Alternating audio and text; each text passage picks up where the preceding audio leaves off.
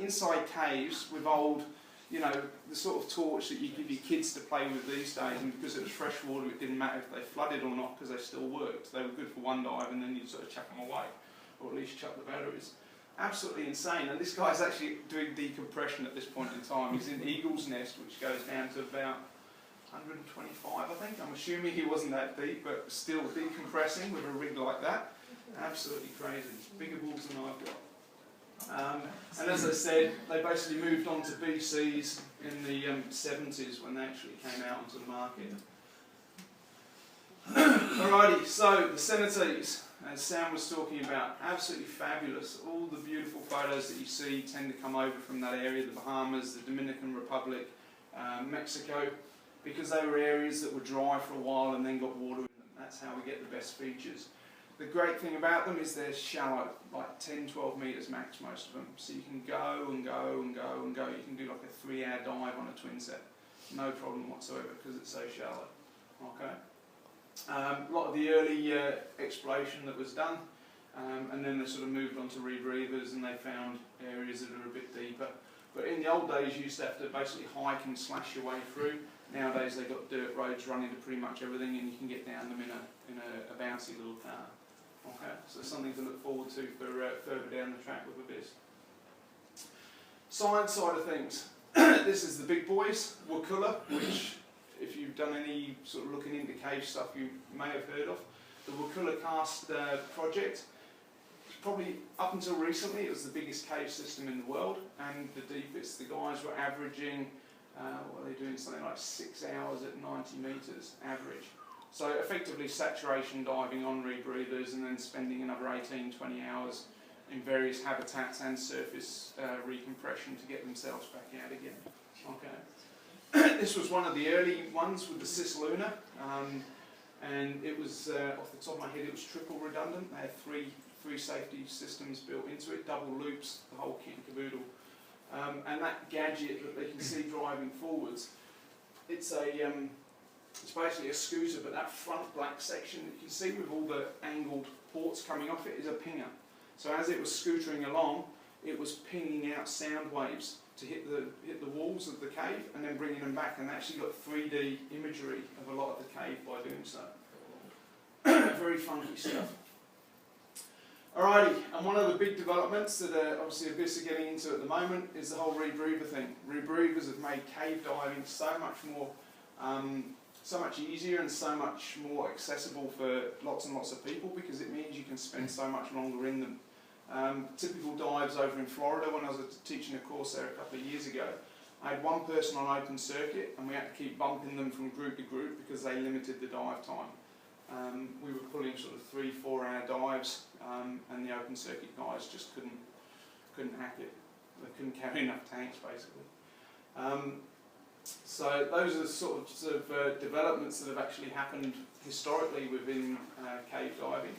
So I just want to have a quick chat now about the actual cave diver training that we're looking at doing. Stage 1 is cavern. Cavern is defined as the light zone.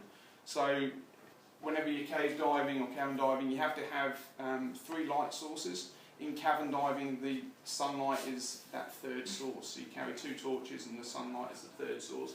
It's still laying lines, it's still overhead environment, still very, very pretty, but it's just the easy intro stage into the process. You've then got stage 2, which is introductory cave diver, which is single line, so laying a single line all the way through wherever you want to go to, rule of thirds for gas management, which I'll obviously talk about later, but always staying on a single line in and a single line back out. You then move on to the more fun and games, and this is where it gets really groovy.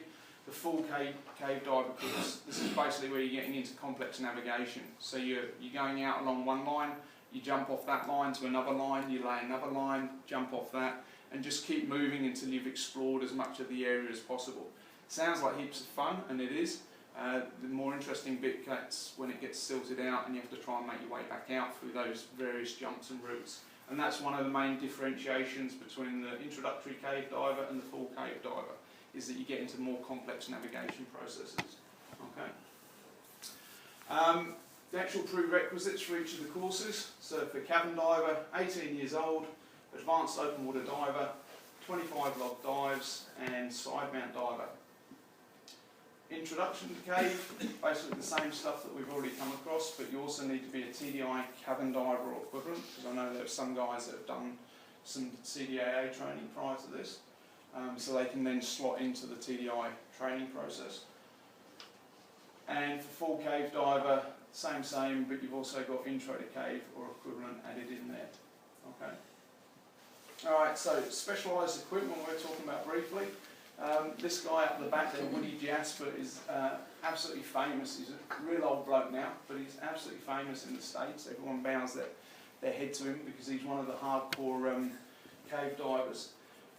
Apparently he was one of the early guys that got into the American cave diving, as side mounting, as a result of this incident that he had at the back of a cave where he was trying to wiggle and jiggle through in a twin set and managed to get himself into a whole heap of hurt. And so he decided that it made more sense to start dumping the cylinders on the side of his body. Technically, so he'd get himself into smaller holes and get himself into even more trouble, but, you know, whatever rocks your boat, I guess. So, alrighty.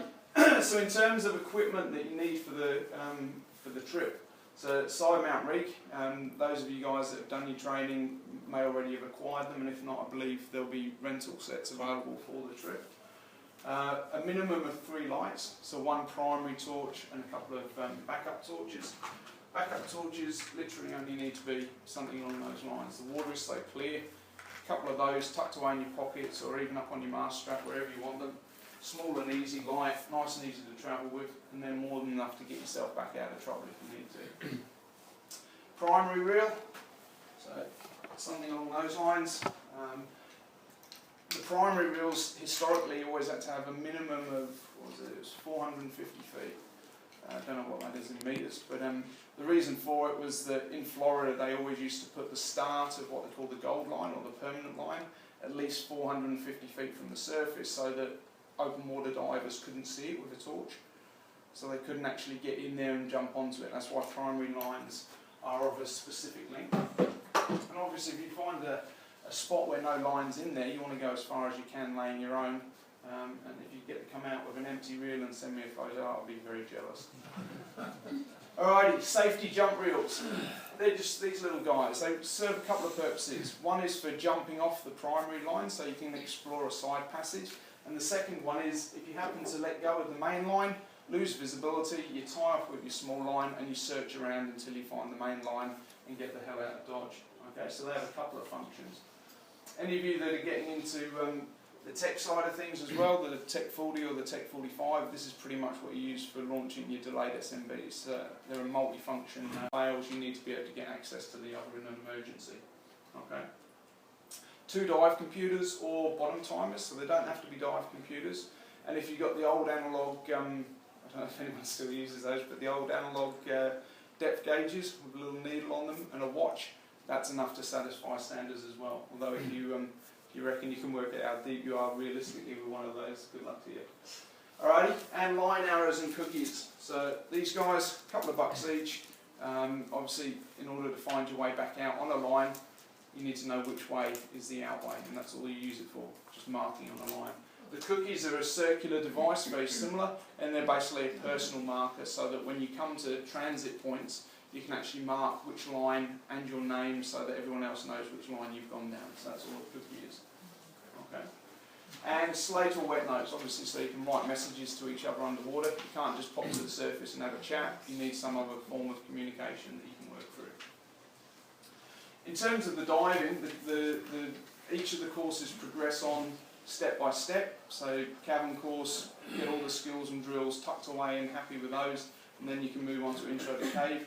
Each course basically requires that you satisfy the standards of the previous course before you can move on. So it's not a jump on and you're absolutely guaranteed at the end of it that you'll get all of the way through. But if your skill sets are good enough and you pick up the information that we're teaching and that Sam and I are helping you along with, there's a good chance you'll get all the way through the system.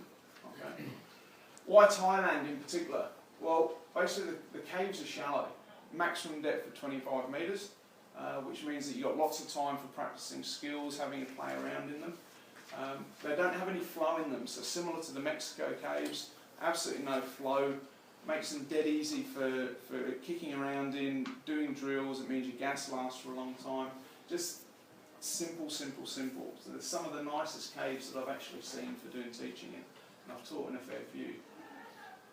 The water's warm. It's between 25 to 28 degrees. Okay. The visibility is great. Varies anywhere between sort of 10 to 20 metres depending on the time of year and the rainfall. Okay. Can't guarantee it's going to be like that when you're coming back out of the cave, but certainly it'll be like that on the way in. Okay. Scenery is absolutely stunning, both above and below the water. We've got a quick video to chuck on at the end of the talk so you can see where exactly it is that we're going to. But it's national park. It's an absolutely stunningly beautiful area. Opportunity to complete your full cave course from Woe to Go. A lot of places you have to segregate your training step by step and get a whole bunch of dives in between, which I personally think stifles your learning curve. If you're moving along and you're doing really well, if you move on to the next stage, then your learning curve just gets faster and faster. Alrighty, so quick look at where we're going to. This is the area. It's all floating. Okay, it's not on stilts. The water underneath these buildings is about 45, 50 metres deep. So they find the nearest spot in a valley and they basically join up a whole load of bamboo and trees and logs and basically build off of that. It's absolutely beautiful. Huge, huge limestone cliffs on both sides of you. It's just one of the most beautiful places I've been to. So you wake up in the morning and literally this with a big cliff and forest and trees as your view in the morning. You can lay in bed and just look out at the water. It's awesome. Moving quickly onwards, that's basically the accommodation. It is fairly simple, but that's half the fun. That gives you a bit of an idea of the scenery. Sorry? Is that Peter? It's like his hair. So that gives you a bit of an idea of the scenery that's all around. Everywhere in the area is just these beautiful valleys that you're driving up and through with the boat. And it's equally beautiful underwater. So a few stalagmites, stalactites there, and a bit of lime work. Basically the challenges, the early stages of the course, the cavern, intro to cave, it's all fairly simple stuff, nothing too crazy or demanding.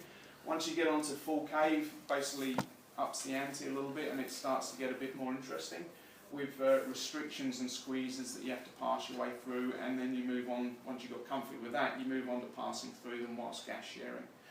And then you move on to passing through them whilst gas sharing with no mask. All sorts of fun stuff. So, but the great thing is, from this point, there's about 5 or 6 different exits of the cave. You can very easily get into and out. It's an absolutely brilliant training environment. Really, really simple. Any other cave around the world, this tiny little bit of silt that you got on the bottom of the limestone, as you go through that, it would turn to absolutely zero vis. Here we have to make it artificially zero vis by putting a little blackout mask on you that you can take off at any time if you're not happy. Okay, so it's a very, very simple environment to be learning in. Whole bunch of new skills. Any of you guys that are into your wreck diving as well, truck trips, Vanuatu trips, stuff like this. The skills that you learn on a cave course, perfectly valid in a wreck environment as well. Okay, and again, beautiful stalagmites and stalactites, flow stones, the whole kit. And the adventure. So we were talking about the challenging logistics. Notice the compressor on the front of the boat.